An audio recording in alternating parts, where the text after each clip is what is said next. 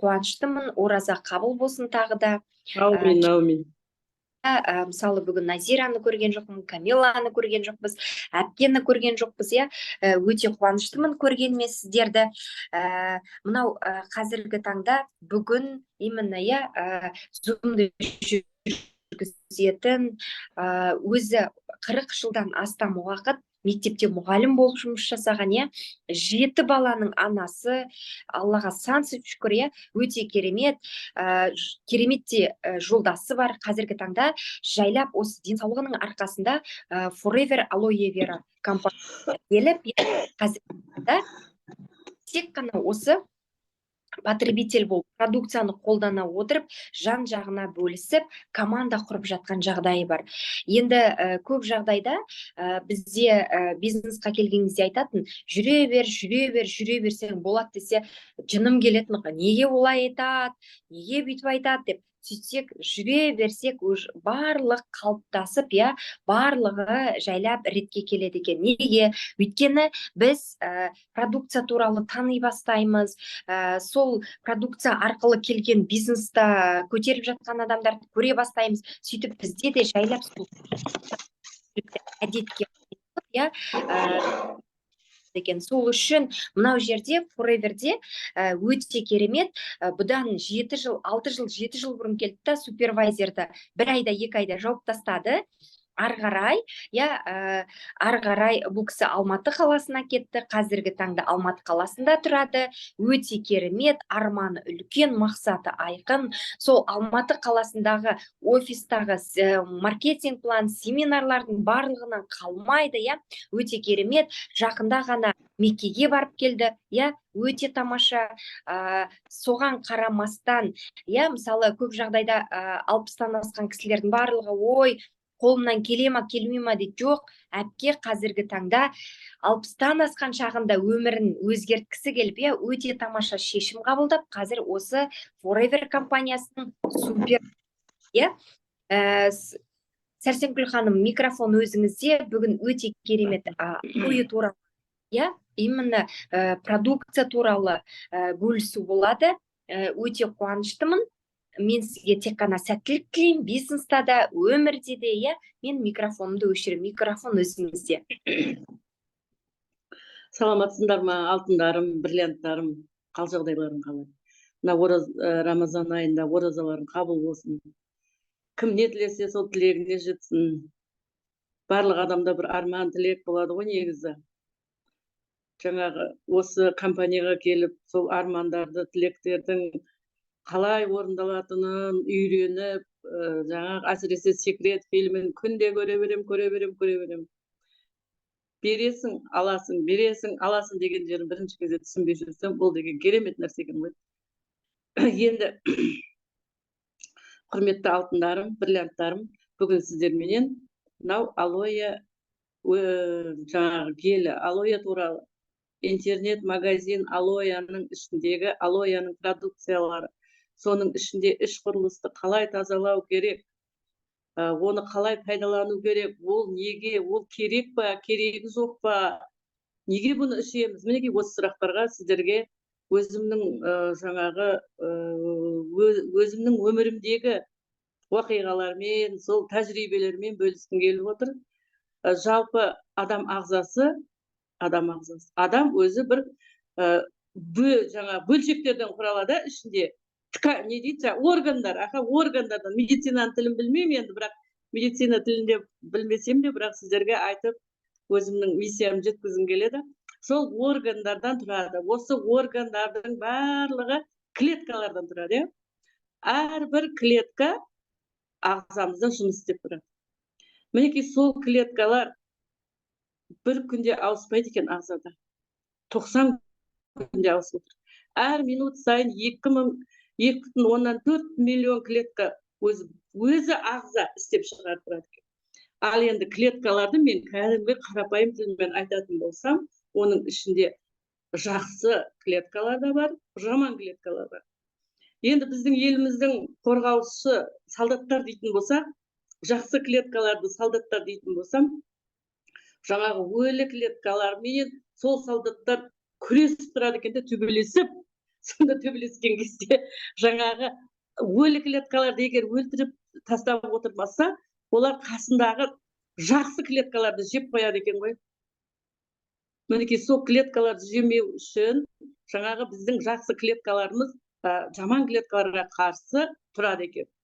Енді адам ағзасы болғаннан кейін ол шлактар, токсиндерді пайда болады ағзада. Ол неден пайда? Мысалы, қазіргі айналамыздағы ауа десек те болады, одан жаңағы жейтін өнімдеріміз, жалпы айналамыздағы стресстер, мына газды ауалар, мінекей осының барлығынан шлактар пайда болады. Біз қамыр ауқат жейміз, әдемілеп қамыр ауқат жеп аламыз. Мінекей сол қамырдың өзі де адамға зиян екен.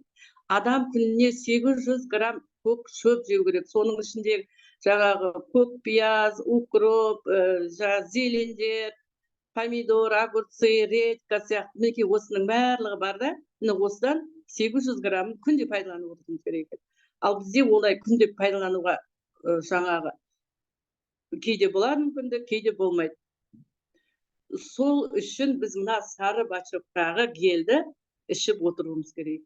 Осы гельдің құрамында 96-да 3% алояның таза сығындысы бар екен. Бұл гель не істейді?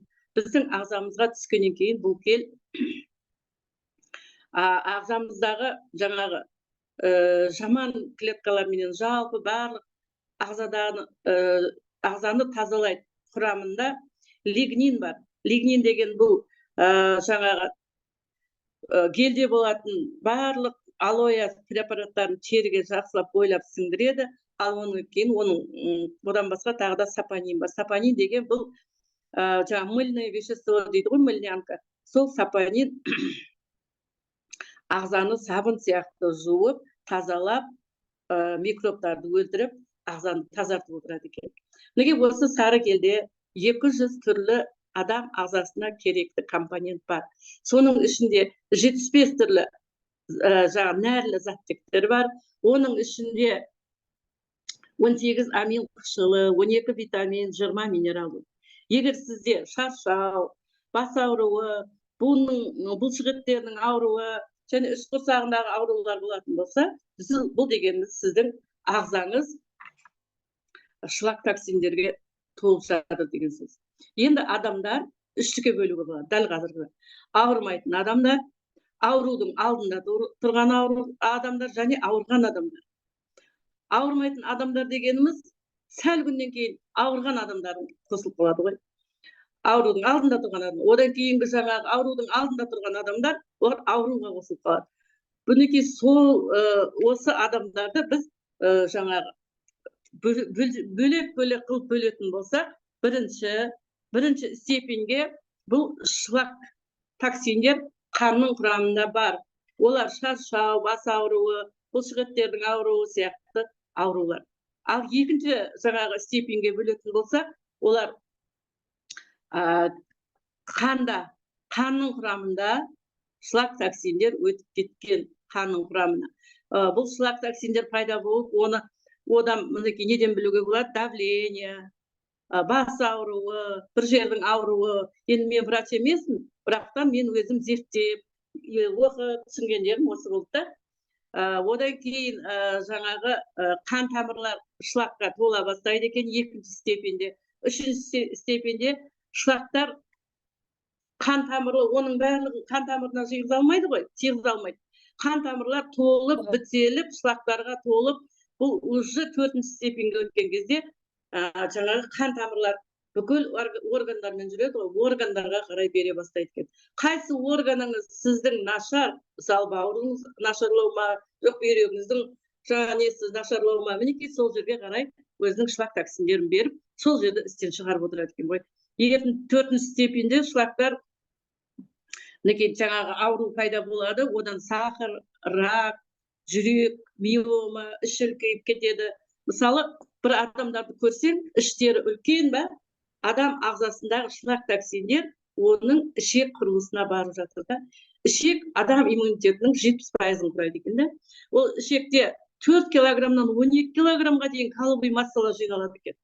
Осы каловый массалар олар еще ағзаға өзінің шлак токсиндерін шығарып тұрады, жаман. И жан жағындағы бүйрек, мына қуықтарын бәрін қыса бастайды екен да, ол сол жерде барып аурулар пайда болады екен. Енді осы жаңағы осы аурулардың барлығының алдын алу үшін бізге мына сары бачоктағы келген.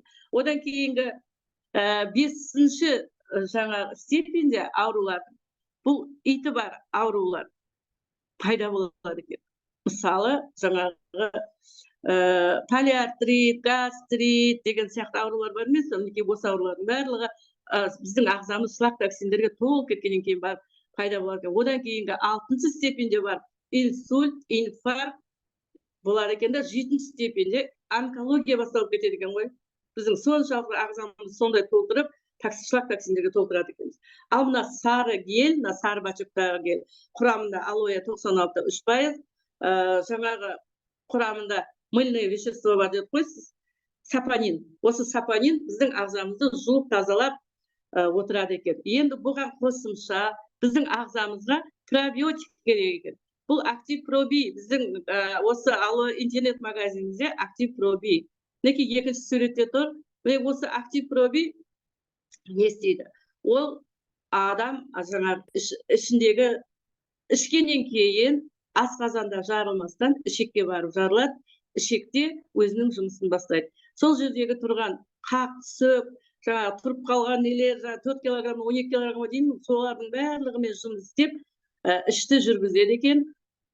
Пробиотиктарға, іште өзі пробиотиктер соған перебиотиктар барып, көмектесіп, өзінің қызметін атқара бастайды. Одан кейінгі бізде Forever Fiber.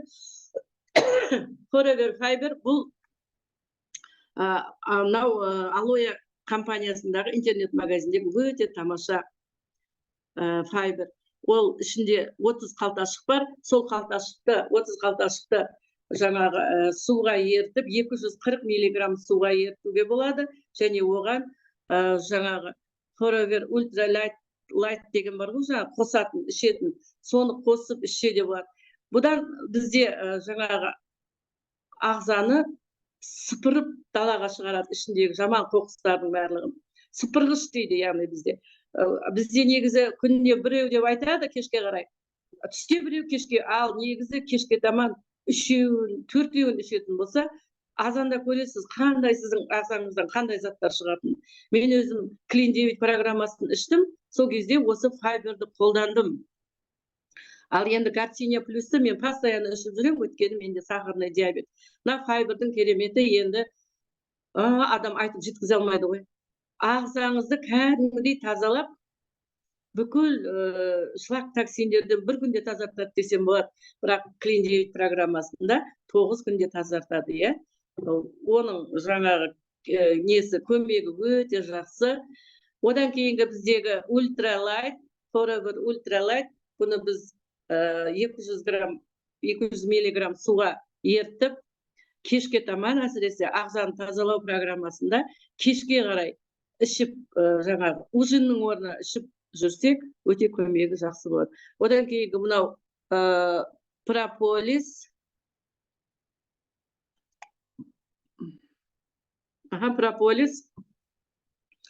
Прополис адам ағзасында керемет қызмет атқарады. Прополис бұл осы компанияның жаңағы 4 бағыт бойынша жұмыс істейді дедік. Соқтар, ара шаруашылығы және теңіз өнімдері мен жаңағы пайдалы шөптер дедік. Мінекей соның ішіндегі бізде ара шаруашылығы Санаран тауында, бүкіл тауда компания өзіне сатып алған, сол жерде үстінен самолет ештеңе өткізбейді, таза табиғи ара балын сол жерден алып отырады екен. Прополис бұл жаңағы таза омыртқада таза жаңағы бал аралары жинайды, содан жасалатын прополис. Прополисті бұл табиғи түрі. Прополис дегеніміздің өзі 5000 жылдық тарихы бар екен. 5000 жылдық тарихтың өзінде қаланың алдын бекіту деген сөзді бұл. яғни сіздің ағзаңызды тазарту, басқа нәрселерден бекіту деген сөз. Бұл прополис стоматологияда,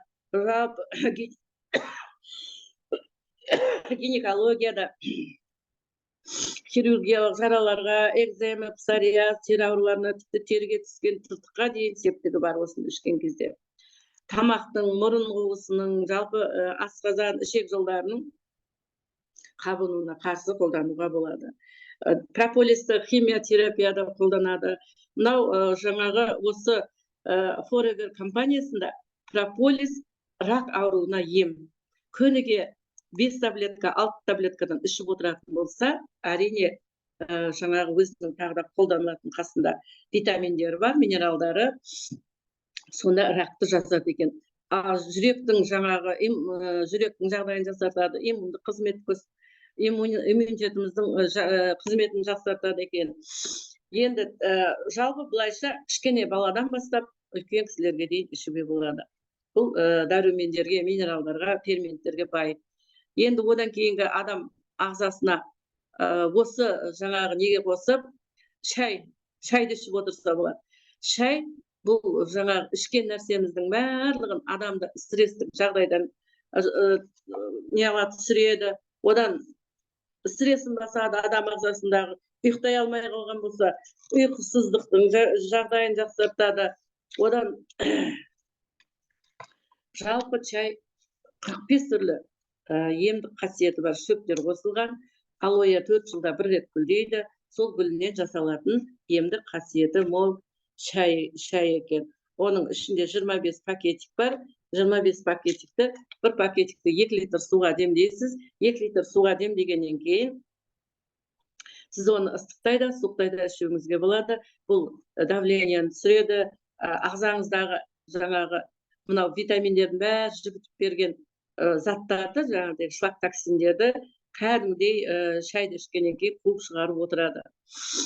Енді шайдың құрамында корица, апельсин қабығы, қалампыр, хош иісті бұрыш, имбир, кардамон, түймедақ, қара жидек жапырақтары, гимнена ильвестра деген жаңағы шөптер және тағы басқа көптеген шөптер бар. Бұл 25 қалташы, айттым, ыстықтайда, суықтайда ішуге болады деп. Енді одан кейінгі бізде жаңағы ЖКТ адам ағзасын тазартуға шай, пробиотик, прополис, витамин D ең керегі адам ағзасына барлық біздегі азықтық үстемелерде ешқайсысына алоэ қосылмағанда жаңағы D витаминде ғана алоэның кептірілген құрғақ түрі бар. Ол жерде 55 түрлі жаңа пайдалы витаминдер бар. Осы витаминдерді қосып ішіп отыратын болса, адам ағзасын жақсартуға өте жақсы жағдай жасалынады екен. Енді Делидің жаңағы Делиді 60 түйір, күніне 2 түйірден ішіп отырса болады. Айттым, 55 түрлі заттек қоспасы сіздің ағзаңызды қоректендіреді және қорғап отырады екен. Жалпы алоэ 5000 жылдық тарихы бар өсімдік. Қазіргі 21 ғасырдың соңында өте ғажайып әлем бойынша сапалы бағаланған өнім. Сіз өзіңіздің де жағдайыңызды жақсартып, отбасыңызда жағдайын жақсартып алуға өте үлкен мүмкіндік. Мысалы, жаңағы ішіңіздегі 4 килограммнан 12 килограммға дейінгі артық салмақты жаңағы алып жүрудің ешқандай қажеті жоқ. Мінекей сол артық салмақтарды осы программа бойынша тазалап отырса болады. Енді біздің врачтарға барсақ, мен врачтарды жамандамаймын, өйткені қызым врач. Барсақ, мысалы, өтінде тас болатын болса, оны операцияға алып таста дейді. Ал енді әрбір ағза негізі адамға керекті. Маткада миома болатын болса, маткаңды алып тастай сал дейді. Ал енді ол әрбір ағзаның өзінің істейтін жұмысы бар. Ал оларды алғаннан кейін әрине бір кемшілік болып тұрады. Сондықтан операцияға жеткізбестен, жаңағы осы ағзаның ластануының бірінші, екінші степеніне барған кезде осы алоэ өсімдігін компоненттерімен қосып ішіп отыратын болса, біз ағзамызды сау қалпында сақтауымызға болады екен. енді жаңағы көп адам түсінбей жатады да осыны, неге бұл алоэ деп. Өйткені алоэ адам ағзасын тазартады. Жаңағы шлак токсиндерді сіз ешқандай басқа затпенен тазарта алмайсыз. Сізге егер укол салатын болса, мысалы давлениеңіз көтерілетін болса, өзі толып тұрған қан тамыры бар ғой, ішіндегі тамыр. Соның ішін жаңағы жумайды да ол. Одан бетер ығыстырып уколменен жаңағы түйіршіктеп тастайды ғой. Былайша айтқанда, қазақша тілмен айтқан кезде, жаңа укол салған кезде бляшкалар бар емес, қан тамырының ішіндегі. Ол бляшкаларды жуудың орнына ол соны итереді да, жаңа бір-біріне тығыздап тастайды да. Ал ол тығыздаудың қажеті жоқ негізі. Мынау алоэ согын ішіп отыратын болсаңыз, сіздің ағзаңыз клетка деңгейінде жасарады, клетка деңгейінде тазарады, клетка деңгейінде жуып шаяды ағзаңызды. Енді бір операция, бір деңгейлерде әрине врачтардың да көмегі бар, бірақ мынау алоэ өсімдігінің ешқандай теңі жоқ десек те болады. Қазіргі жағдайымызға Аллаға шүкір, осы компанияның арқасында, осы алоэ өнімдерінің арқасында көптеген адамдар дендерінің саулығын жөндеп, өзінің тұрмыстық жағдайын жөндеп, саяхаттап, өздерінің жағдайларын жасады. Енді жалпы бұны сізбенен біз ойлап тапқан жоқпыз. Алоэның 5000 жылдық тарихы бар дедік.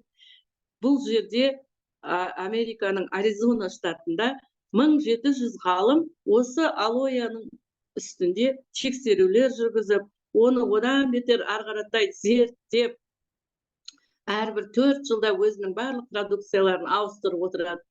Неге?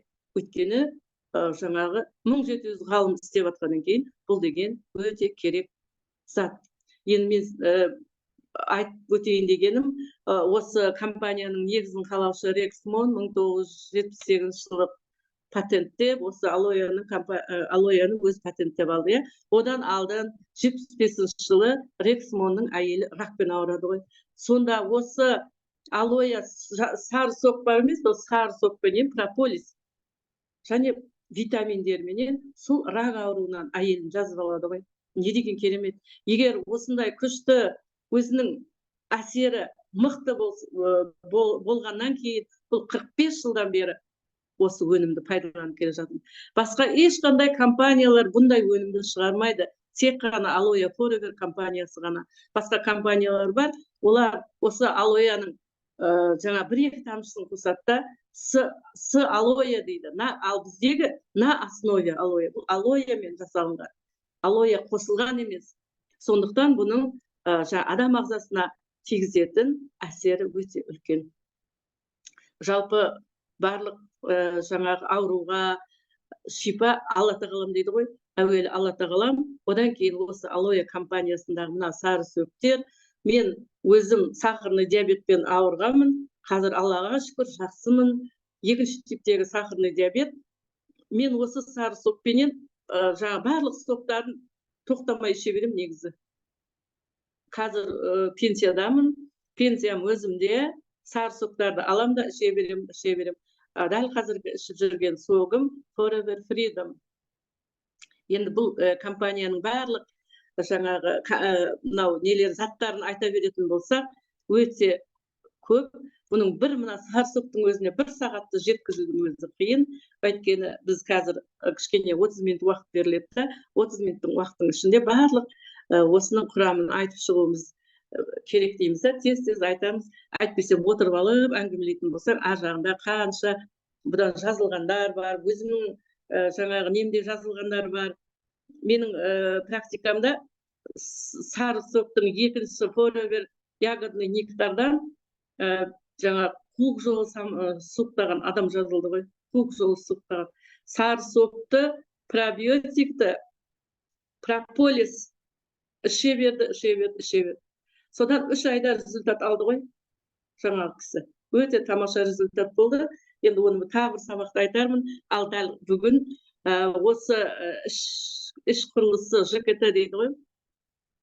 Жалпы адам ағзасындағы иммунитеттің 70%-ын құрайтын іш құрылысы осы витаминдер ішуге болады. Мына файберді, прополис, пробиотик, форевер ультралайтты кішкентай жаңадан туылған шақалақтарға да беруге болады. Ультралайтты. Ал мынау нені жаңағы мына гельді де кішкене туылған шақалақтарға бір тамшыдан беріп отыратын болсаңыз, іш кебу, іш қату дегендер болмайды кішкене шақалақта. Енді екі қабат келіншектер мына алоэ гель жаңағы пробиотикті ішіп отыратын болса, ішіндегі бөпесіне де әсер етеді екен да, ол баланың іші кеппейді. Одан кейін жаңағы іші ауырып мазаламайтын бала болып туылады екен. Менің бір немерем бар, осы гельді жаңағы келін екі қабат кезінен бастап бергенбіз. Енді туылған жаңағы немере өте ақылды ғой. Миының қызметінің өсуіне, жалпы барлық жағына көмектеседі екен ғой мына алоэ гелі ше. Өзімнің практикамда өткізген жаңағы тәжірибелерден тәжірибе жаңағы әрі осы гельдің құдіреті дәл осындай. Құрметті әріптестер, мынау алоэ гелінің тағы да бұдан басқа да гельдер бар ғой. Әрқайсысының қызметі, әрқайсысының пайдасы айтып жеткізіп тауыса алмайсыз енді. Бүгінгі тыңдағандарыңызға рахмет. Сіздерге де жендеріңіздің саулығын тілеймін. Ауырмай тұрып емделіңіздер. Ауырға жол іздегенше ауырмайтын жол ізде дей ме? Ауырып ем іздегенше ауырмайтын жол ізде дейді ғой. Сол ауырмайтын жолды іздеп, басқаларға да айтып түсіндіруіміз керек. Өйткені бұны түсінбей жүрген қанша адам бәрі, бұны ішпесек те өміріміз өтіп жатыр ғой дейді. Ал бірақ ол өзінің ағзасында қандай жағдай болып жатқанын білмейді.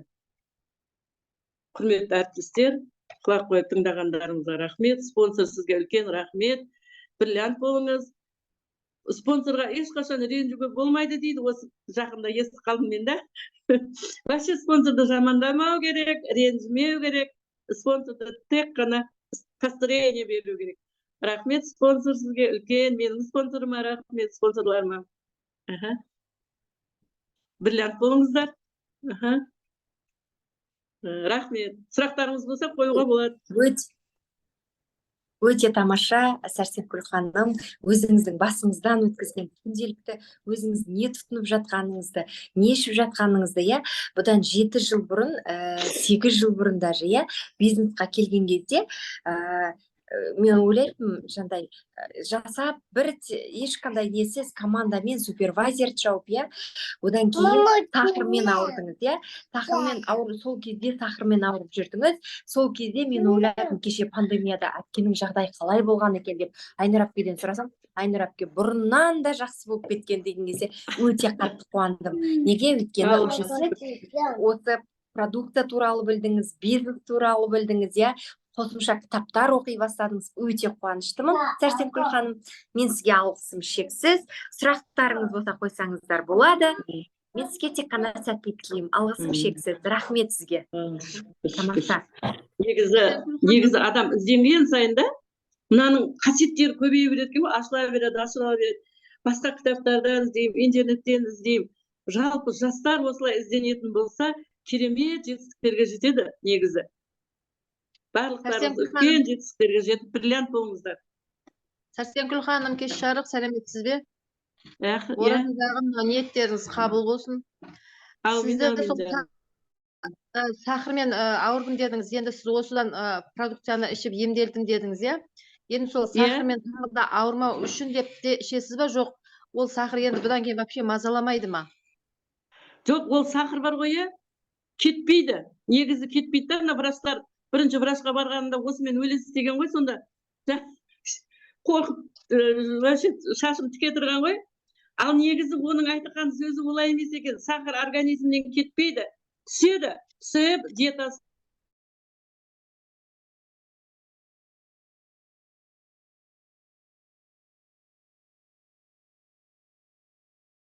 көп деген белгілері бар. Өзіңізше ішіңіз өтіп кетеді, көп далаға шығасыз кіші дәретке.